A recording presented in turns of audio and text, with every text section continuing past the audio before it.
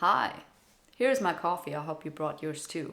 I wanted to talk about this home office topic for a while because it's probably an unpopular opinion, but those are always popular in terms of number of comments. Also, I just find it extremely interesting, and I think that YouTube should be about more nuance and more ambivalence when discussing topics that are deeply individual or at least polarized to some extent because everyone seems to see either one side or another or both. And then there is this crazy idea that we have to agree on some superior solution that is it. No, we don't. We can coexist with our conflicting opinions and just keep learning and keep living.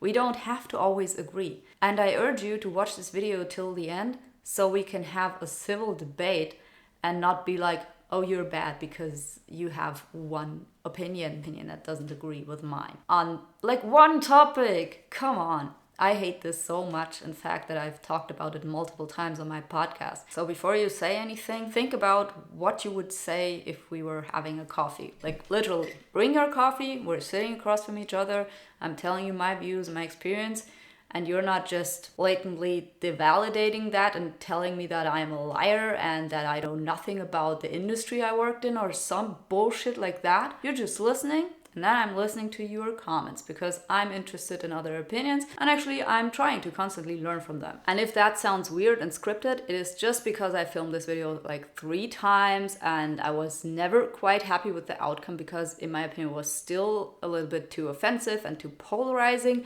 And despite me not wanting to soften down my opinions, I also don't want to offend or belittle people like on purpose or out of neglect. So that's why. Sorry. I'm not that sorry though. Making videos like these sometimes it's just it just sucks. Anyway, let's go on. How I came across this topic is that I actually watched a TikTok. Yeah, that again. I think we can by now make a whole category of me just reacting and dishing out random thoughts inspired by a weird TikTok. And it was this girl and she was sitting in front of a computer. She literally had a blanket over her head and a cup of tea. Of course it was tea. They never drink coffee, do they? No hate to non-coffee drinkers. But why? Why would you not love this amazing beverage? Because it's bitter and there's something wrong with your taste buds. I'm sorry for you. And you could hear the voice of the professor coming from the computer speaker. And he was like, had a big ask to everyone. Just if you can do it, please come to the lecture hall because it will be more interactive and it will be the better learning experience. Please consider it. And I scrolled through the comment section a bit, seeing all these comments like, what the guy is saying is exactly why I don't want to come to the lecture hall. Because, ew, humans. You're aware that you're a fucking human, aren't you? Oh, I'm so weird and quirky and I have self-diagnosed with all these interesting labels and shared them on my TikTok page. All I say and feel is always valid and I should never question it. And if I don't feel like going to the lecture hall to study, then that is my right. And everything that is my right is inherently good and okay, and nobody is supposed to ask me why. I never want to justify myself in front of anyone because that offends me. That's the vibe I'm getting from that. And maybe this is unfair to some people who have valid reasons because I believe they actually exist. Like, I remember that in my first year, I actually had a big fat chronic pain issue because I hurt my knee and I could barely walk. Yet somehow I would, stumble through the Fußgängerzone and get to the library, still stay there until midnight and study. But I guess I am one of these toxic millennials that just want Gen Z to work harder and I don't know. I actually am not. I actually think that Gen Z has a few valid points and that the previous generations created a pretty toxic work environment. So I'm absolutely getting where this sentiment is coming from. I just think that whenever you have a strong opinion on something, you should question yourself, and questioning yourself constantly is a good thing. So anyway, this girl in the TikTok that I can no longer find because otherwise I've shown it to you, she was kind of implying that being able to study from your home is like the better experience. And this makes me so sad on so many levels because I was glad to never have to study like that. Like I had one remote course and it was horrific. Even though the professor gave it his all, he was very good. He was very interactive. There was a great learning platform, which was more than you could ask. Like several courses that I did on Coursera were this way and they are so good. I cannot recommend this platform enough. I'm actually pretty happy with it and I got multiple certificates from them. But I feel strongly that I can say after multiple years and experience in the industry I worked in and in studying what I studied, that learning in person and interacting with other humans to learn is the way for our very much human brains to acquire knowledge, and not looking at a screen and seeing a video of a person, not even if that video is live. Because how do you ask questions? How do you really ask questions if you cannot real time interact with that person? Also, despite TikTok trying everything to make us believe otherwise, most of us are not so neurodivergent that they don't need to see a person to enjoy better communication. Moreover, what I dislike a lot is the sentiment that all nerds, all engineers, all scientists are just so weird, quirky, and neurodivergent that human interaction is just irrelevant to them. They're like machines somehow and don't need to stand in front of another person to understand that person better because our brains are just so different, like we're so superior or something. I don't know. I find that incredibly arrogant and unhelpful. That's also not true. We're more alike than we're different. So while I feel it's a total fact that learning in person in a classroom is superior to learning from your home, unless you're like an autodidactic genius, which again, the majority of people, though they wish they were, are not. And they might not even notice because they're not. And they're thinking, oh, I'm doing everything right. Until, I don't know, they hit the workforce and then they hit the bottom of reality, I guess, where it's actual problem solving and not solving just the problems that you like to solve. But still, let me give you an example. For instance, when I give a course online compared to in person, it's less than 10% the amount of questions that I get in the classroom or in lecture hall. 10%. I even get fewer emails, and I'm not being less interactive. I mean, of course I'm being less interactive because that is the property of this medium.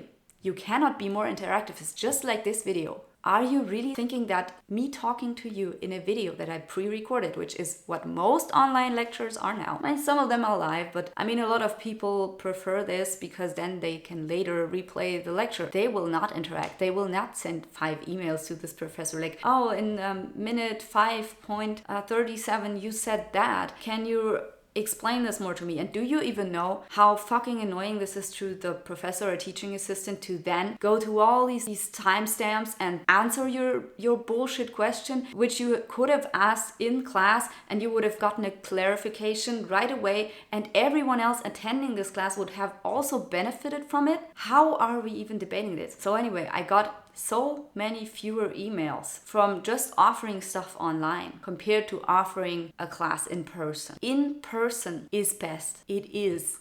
And unless we can simulate like a 3D real life immersive environment with our, I don't know, Google goggles or something, it's not the same. And not even that would be the same because we can't touch stuff. And tactile input is so important as well.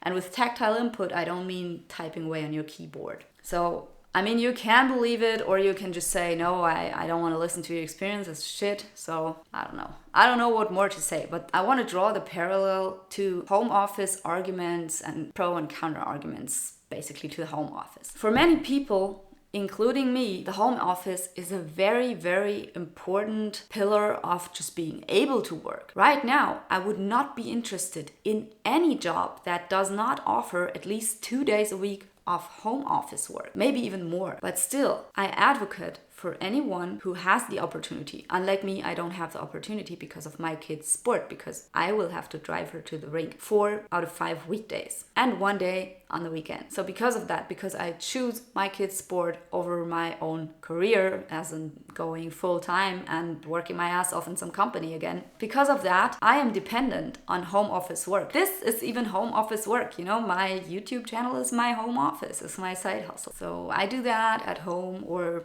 sometimes even at the ice rink. So yes, I 100% get it. I get it where all of these people are coming from. I get it because my husband is in the home office twice a week. We would not function without the home office. So don't even start being like, oh, you don't understand. Oh, this is so important to me. Oh, I never need to go to the office. You don't know what you're talking about. I do know what I'm talking about. You don't know what I'm talking about if you're thinking like that. Because I'm not talking about, oh, the home office is bullshit, the home office is so bad, it's ruining our economy. I'm not catastrophizing, and I am not seeing it black and white. I just want to point out the issues that will arise at some point, because I have seen it in so many companies. And yes, by so many companies, I mean a few companies, heard from friends, talked with people, which is all valid anecdotal evidence. Anecdotal evidence is exactly that. Many, many stories you hear throughout your life, you connect with common sense and use. It's not invalid just because you don't have a peer-reviewed study on what? Students paying more attention in real class than a digital class? I mean, I will gladly wait for that study to come out. And we already have that kind of stuff just looking at massive open online classes, having an attendance rate of what, point something %? Or I don't even know, but it was not a lot. A lot of people don't even finish, even if those are like programming classes or something they could actually find a job using. And in university it's just the same. It's like a problem of the medium. And then the argument always goes like, yeah, but we could just make it better. And it's not great right now because of digital limitations, but one day it will be. One day looking at a screen will be better than looking at a real human face in front of you, being able to ask stuff without delay. Oh, one day there will be no delay. One day there will be perfect audio. One day there will be perfect video. One day it will be 3D around you. That's dystopian shit. That does not win me over at all. That is completely weird. Like, imagine saying that about anything other than work. Like, oh, let's go eat ice cream. I eat ice cream at home here in Munich. You eat ice cream at home there in London. We don't have to see each other. This is a perfectly fine ice cream date. Fuck, no. Oh my God, I'm getting a headache right now from this bullshit. But somehow we value the interaction at work so little compared to everything else in life. And even everything else in life. Like, just look at your WhatsApp or Signal feed and look at how many people you have texted with. How many hours you must have spent texting, but not once in 3 months you met this friend. Why is that? And how can you bend your brain in a way to make yourself believe that that's not a deficit? That's not a bug, it's a feature. Insane. Insane, but also very creative and very interesting. I think of the office space as a social space, because as we are aging, we are having fewer and fewer and fewer social interactions and contacts until we die. Pretty lonely compared to when we were kids and we had 30 kids around at all times. And again, take a step back from the whole I'm a quirky nerd and I don't like humans. You are a human. You are functioning because of society. Society made you, whether you like it or not. You don't have to like all humans, but you certainly do like some humans. And if you studied science or engineering like me, you come to an office, chances are high that you actually meet like-minded people there. Maybe you haven't had that experience yet, but trust me, it is one of the best experiences to work with like-minded people who have similar interests, similar goals, and at best want to bring up your company, want to work together to achieve certain industry-related goals, to make a great product or a cool discovery or find a new process. That's exhilarating. Interacting about such project every day, celebrating your findings, celebrating your progress is not the same if it's not in person. It's just not. You cannot high five over the screen. You cannot shout and scream and dance together. Okay, we were actually never doing that in the office. I don't know. Sometimes maybe. Yeah, I mean, 2 or 3 times maybe in 3 years. But anyway, I think an office as a social space is very, very important, and don't underestimate it. Don't put that off as something small and unimportant. Later in life, you will think back and you will realize how much time you spent at work. You can realize that in advance too. It's nothing you can only do in retrospect. You spent 8 hours at that job. You either do it at home or in the office. And if you do it at home, for me, the difference is also if I spend these 8 hours at home, yes, I don't have to commute, but also I commute using my bike. So every day I don't go to the office, I don't have a workout. So I have to put in that workout some other way. Personally, since I am not a full-time employee of any kind, I prefer to be in a home office, of course. And I do my workouts at the ice rink. So I don't need that. It's my scenario. as I said, I completely understand. But reflecting myself, I still think that my work experience is inferior to somebody who can work in an office 3 days out of 5. And I don't think that if I work in a home office all the time, that I am serving my company as much as if I'm there in person, helping others, looking over shoulders, having others look over my shoulder. It's not the same. And I find it also interesting when I see that people who have home office jobs then opt for going to co-working spaces near their place or going to coffee shops and work there. Like this whole digital nomad thing. While I totally understand it, I feel the same. And I'm like, I can totally see myself paying for a co-working space just to be around other people, kind of anonymously, and having this whole work environment feel. But do you see what you do there? Do you see that? Oh, you're being in a coffee place. Oh, nobody is bothering me. But why don't you make your office space that space? What is keeping you from actually contributing to that? I think that's a more interesting question to ask. Like, you can have all that, including good coffee, at your own office. Why don't you make it that space? Is it because you don't like your job? Or is it because you don't like going to any office? Because if you like going to a coffee shop rather than to an office, there needs to be a reason for that. And also, work is barely ever fun. If your work is 50% fun, that's already incredible. And if it's getting more fun from being a customer in a coffee shop, then you should think about why that is and why you don't like it as much at your office. Lastly, though, I think it's also important to question the whole work-life balance idea. I hear from many people that they say they are just so much more efficient when they are in home office. Because, they just have to get out of bed and they can get straight to work, no distractions. And that is something I completely understand, because working in an office, if you are around certain people, it's just so hard. I remember I had this heavy smoker, which was in my office, and I demanded a transfer. First of all, I'm pregnant, I could not deal with this bullshit, and everything smelled horrible to me, and gladly I got accommodations. But there are just certain things, if you are around them at work, I think, if you can't quit, because this is obviously unacceptable, like to put smokers, non-smokers together and you have to smell this shit. Like, I was a smoker in the past, I would have never forced anybody to deal with my fucking smell. Ew, no, that's non-debatable. Shit like that, you just don't have to put up with this bullshit at home. And I think that's a valid reason. There are, as I said, many, many valid reasons to say I want to stay in home office and I hate going to work. But if you go as far mentally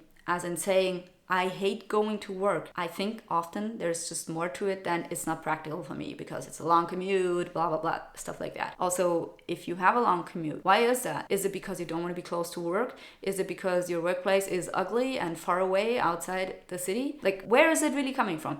I think so many arguments are being mixed up in this, becoming the new normal, and everyone just cheering for the home office and hating on the real office, that I feel we lose track of the real line of argumentation. And I don't want to feed into that. I want to get to the bottom of things because I find this extremely interesting. And I also think that at some point we are going to have this whole reword movement where people are repopularizing the office spaces because then they're all cheap, and there will be offers to bring people back into office spaces because it's better for a lot of companies because of the communication culture you will have in these office spaces rather than over Zoom and other shit. And so I totally believe there is going to be this movement. It's just going to take a little bit of time. And I hope that it will not be to the detriment of home office opportunities, because this flexibility, this new thing, is good. And I'm absolutely not against it. I want to make that crystal clear. I think if you have a boss that is forcing you to be there when you don't have to, that's an asshole boss. And I'm not at all for that. But also, let's really dig deep into the reasons for why you don't want to be there and why you think you can't be there. For instance, I had a job far outside of Munich and I had to take the train and then also my bike there. But I saw that as working out every day. I just framed that way for me, and it was fine because that was time I did not have to spend at the gym, getting to the gym and paying money to the gym. I got that workout on my bike for free every day. And I could read on the train, which I can't do in my car. And I never do at home, I learned languages during that time on the train, which was like half an hour or so. And then I heard all these people complaining about the commuting. But what do they do now? When I hear my former coworkers and they now tell me that they have so much more time since they are in a home office. I mean, they all gained weight. I barely ever hear from them. People who still work at the company and work with them, they all barely ever communicate anymore, don't know what's going on in each other's lives. There's basically zero social interaction. And you can call that no bullshit work and efficiency. I call it antisocial and dystopian. It's not a real workspace if it's not also a social space. Anyway, I also think that it's really important to talk about this work-life balance thing again. Because for me, this space is not separated from my workplace anymore. This is my workplace and I also sleep here, which should raise some red flags, if you don't have like an office room in your home, I think that is problematic as well. But also just the localization of your workplace in your own space. As someone who worked in a hospital before, I lived basically across the street from the hospital. I saw my coworkers on the street all the time, and I liked my coworkers, part of them, like an apprenticeship, not so much, maybe it was exhausting. But some of my coworkers were good friends of mine, and so I wouldn't have minded meeting them. But just this whole separation, when I moved farther away from the clinic, it just unlocked something in my brain and made me more relaxed and just not worrying about being reachable, not worrying about somebody calling me in because I live close by. That was a relief. Do you have that mind space? And I also see that some people, not everyone, but some people are just so much more available now that they are in the home office, because now they have a work phone, they have a work laptop. Also, managers are checking in more because they don't know what you're doing. They can't just come over to your office space, look what you're doing and talk to you casually. No, they have to do that in a phone call, awkward way. And I don't know. There are all these problems with home office work that are not just bound to technical issues, but to human issues, human interaction, communication issues. Can we please acknowledge that and talk about them in a civil way? I don't want to shit on the home office at all. As I said, I think I've been apologetic enough by now. At least I hope I have. But again, I think it's YouTube and somebody is going to misunderstand, no matter how carefully you phrase it. So, do I think there are people who just don't have to go to the office? Yes, I do. Do I think it's still bad for your work-life balance or, this whole mental separation from your workplace, which is, in my book, part of mental hygiene practice? Yes. Do I think that the overuse of home office and the availability to jobs that function better in an interactive state than a remote state can also be detrimental to the economy? I'm not sure if it is like that on a large scale, but I see it in some company and it already is. So I think it's okay to be a little bit skeptical, but I also think that if we completely overdo it and then everyone is demanding the home office, whether they are taking care of their grandfather or a kid or have some other reason like a disability or something, and it's just hard for them, verifiably hard to get to the office, if everyone starts using that and demanding it, at some point I think there will be backlash, and then we will revert maybe to a less beneficial hybrid model of working in the office and the home office, and it will then again be offered to fewer people, which in my opinion is bad. So I think we should make both the home office and the in-person, real, normal office more attractive to workers. What do you think? That's it.